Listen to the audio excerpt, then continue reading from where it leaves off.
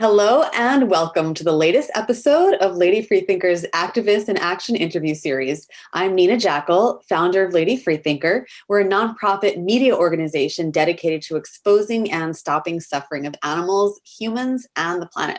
Today, we are delighted to speak with Christopher Soul Eubanks. He's a climate, human, and animal rights activist, as well as a musician, photographer, and internet influencer. He's educating the public about veganism from his home in Georgia, and he actually co-organized Atlanta's first ever animal rights march and created the Animal Sanctuary Gallery, where he takes photos of animals to help portray them in a different light. Christopher, before we get started, did I miss anything, or is there anything else that you'd like to share about your background? No, that's amazing. I can't really believe that I did all those things. When somebody starts repeating them, I'm like, oh, I guess I did do those things. So yeah, that was a pretty good wrap up. All right. And yeah, that's definitely a lot to accomplish. I agree. It's fantastic. Can you share what made you decide to become a vegan and why you're so passionate about telling other people to consider a vegan lifestyle?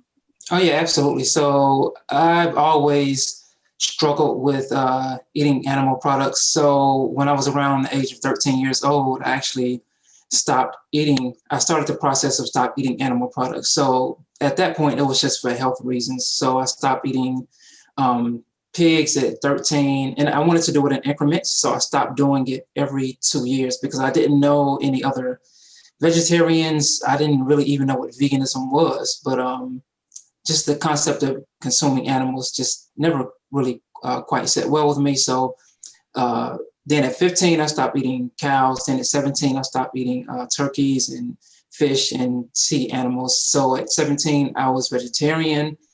And a decade later, like I said, it was mainly for health reasons, and I kind of felt like an outcast. So I started back eating animal products. And I quit my job, what was this, around 2014, and I started to do a lot of self-discovery and just be more, try to be more mindful about who I am and what kind of person that I wanted to be in life. So I watched this movie called Cowspiracy along my journey. And at the time, I considered myself a pretty good environmentalist, but I didn't realize how bad consuming animal products was for the environment. So the same day I watched Cowspiracy, I stopped eating animal products. And slowly after that, I started watching documentaries from Earthling Ed and maybe James Aspey, Gary Yourofsky, and those really made me connect a lot more with the ethics of not consuming animals. And one of the things that really inspired me to be really passionate about not contributing to animal suffering was the fact that just having a background in America and growing up as a young Black male in America and coming to terms with the systemic oppression that people of color and Black people have faced in America, that's something that I was introduced to at a very young age. So once I saw that I was participating in the oppression of animals on such a large, massive scale in my everyday life, and everybody that I knew and most of the world and the majority of the world was contributing to this, it really made me emboldened to speak out and speak up and, really amplify animals' voices. And so I would say, yeah, after watching Cowspiracy, changed my diet, and after really educating myself about the ethics of it, that's what really pushed me to advocate for animals. I applaud you for making that effort to educate yourself on all these issues. It's hard to watch those documentaries and eat meat afterward. I totally understand what helped you make that decision, and applaud your efforts for doing that and the dedication that you've had. So I'm curious, where does the nickname Soul come from, and how does that play into your animal rights work? Yeah, so it's funny. So I grew up, my first love was hip hop. Like my first love is creating music, writing raps, just creating songs. And Soul was just my artist name. And a lot of my childhood friends call me Soul to this day because like I said, I started I started hip hop when I was around 13 or 14. And I was pursuing music, pretty adamantly, I would say up until maybe the early 2000s. So at that time, I was just recording music, putting out projects as Soul. And once I started to put that on the back burner, I still wanted to have like I guess a moniker of some sorts.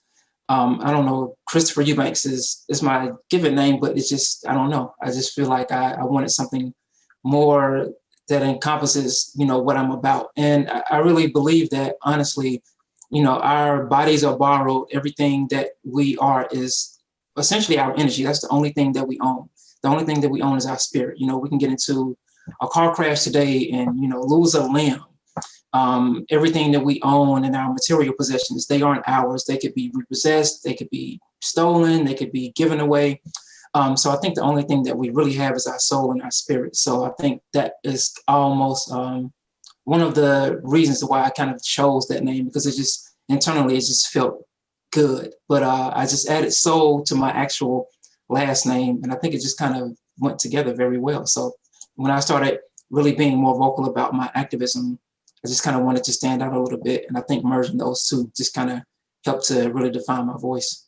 Yeah, I agree that it does. I like the connotations that it brings up. I think of soul, the souls of animals, the souls we all have, the souls we share. It's a beautiful word, and it has a lot of, deeper meaning. So I really like that. Absolutely.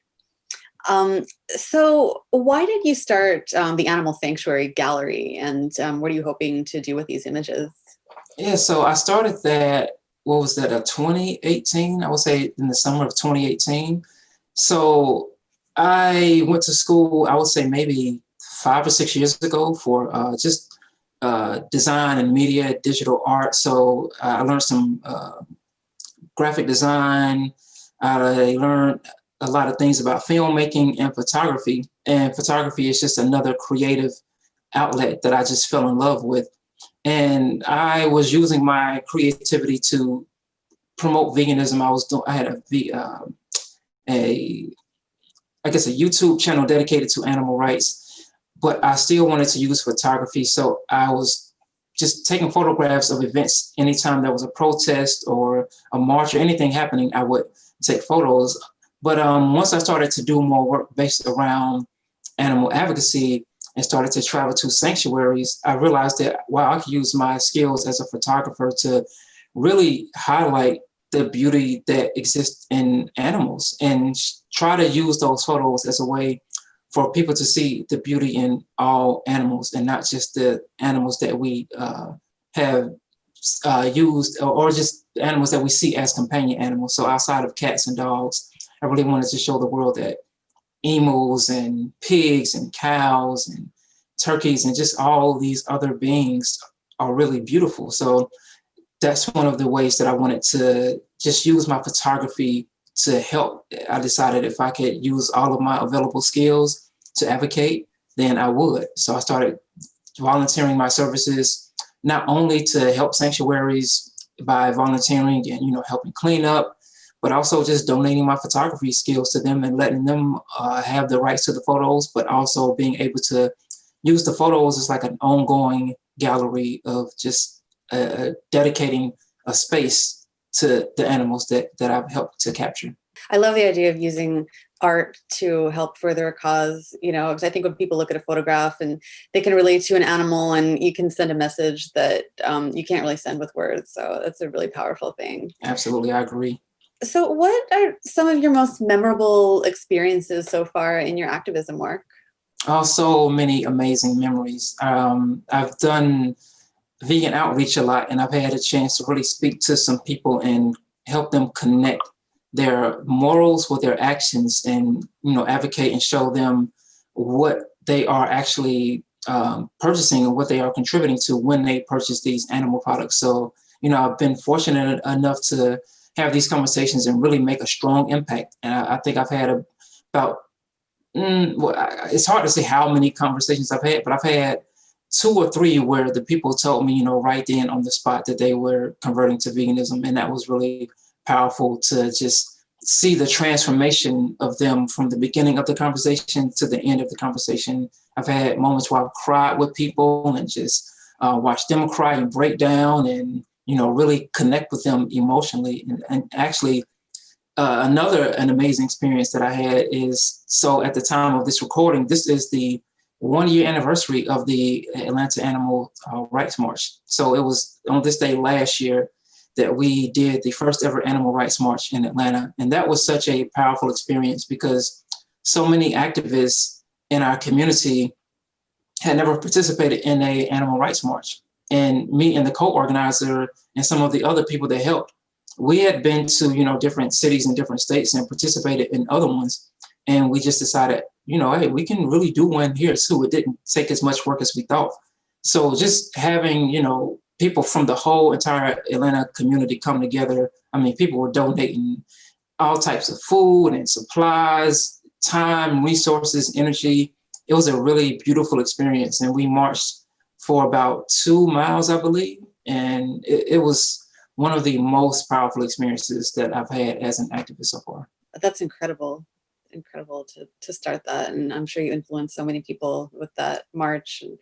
And just were an example for them and inspired people. So that's fantastic. Absolutely. I think so too. For my last question, I'd love to know what's in store for you moving forward and how can people follow your work? So I've been, with COVID, I haven't been able to do as many lectures and talks and presentations to colleges and universities and just businesses, but that's something that I want to do more of in the next year.